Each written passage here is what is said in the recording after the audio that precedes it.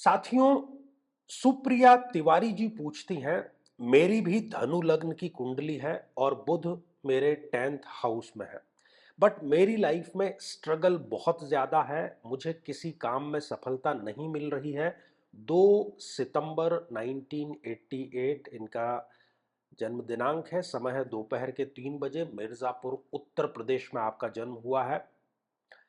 कई सालों से गवर्नमेंट जॉब के लिए परेशान हूं, बट आज तक सफलता नहीं मिल पा रही है। इनको कारण क्या है?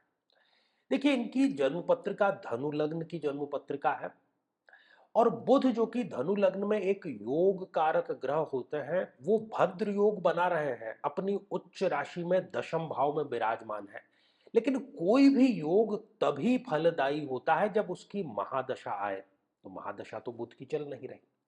दूसरा, इनको अब से पहले राहुदेव की महादशा चल रही थी। राहुदेव है शनि की राशि में और शनि भी एक अति मारक ग्रह है और केवल 2 डिग्री के हैं।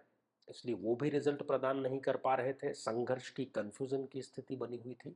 अभी लग्नेश गुरुदेव की महादशा है, लेकिन गुरुदेव यहां पर छठे भाव में विराजमान है। गुरुदेव मांगलिक कार्यों के कारक ग्रह हैं। तो वो स्वयं ही यदि बिगड़ गए तो जीवन में मांगलिक और शुभ कार्य नहीं होता। रोग के भाव में विराजमान है तो वो रोग में वृद्धि कर रहे हैं। अपनी 5वीं दृष्टि उन्होंने कर्म भाव पर स्थापित की, तो कर्म में भी उनको स्थायित्व, सफलता, कोई रोजगार नहीं मिल पा रहा है। अपनी 7वीं दृष्टि व्यय भाव पर वो डाल रहे हैं, तो व्यर्थ की भागदौड़ जीवन में बनी हुई है। अपनी 9वीं दृष्टि द्वितीय भाव पर, धन भाव पर वो डाल रहे हैं, तो धन का भी कोई साधन अभी तक उत्पन्न नहीं हो पाया है।